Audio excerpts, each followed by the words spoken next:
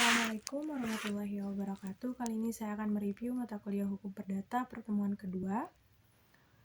Menteri Kehakiman Soeharjo SH berpendapat BW tidak lagi sebagai undang-undang, melainkan suatu dokumen yang hanya menggambarkan suatu kelompok hukum yang tidak tertulis.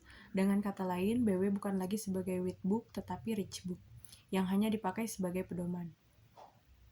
Gagasan tersebut kemudian diajukan ke Mahkamah Agung dan disetujui dengan dikeluarkannya Surat Edaran Nomor 3 Tahun 1963, di mana BW harus dipandang sebagai anjuran kepada aparat hakim untuk jangan ragu-ragu atau takut-takut menyingkirkan suatu pasal atau suatu ketentuan dari BW, manakala pasal atau ketentuan BW itu sudah tidak sesuai lagi dengan kemajuan zaman atau keadaan saat ini.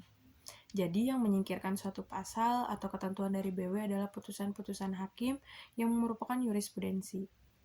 Bidang hukum perdata dan sistematikanya ada 4. Yang pertama ada hukum perseorangan badan yang biasa disebut dengan Personenrecht.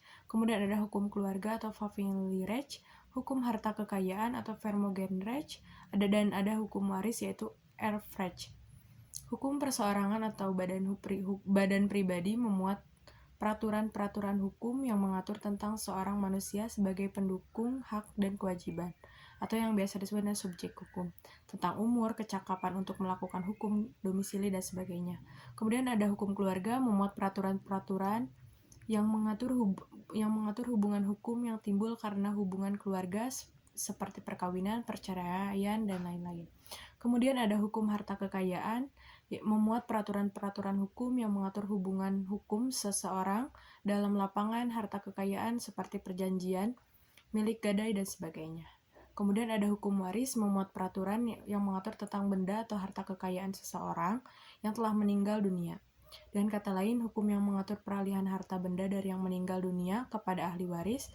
Sistematika hukum perdata, buku 1 tentang orang, buku 2 tentang benda, buku 3 tentang perikatan, dan buku 4 tentang pembuktian dan daluarsa. Mungkin itu yang dapat saya sampaikan. Mohon maaf banyak kesalahan. Wassalamualaikum warahmatullahi wabarakatuh.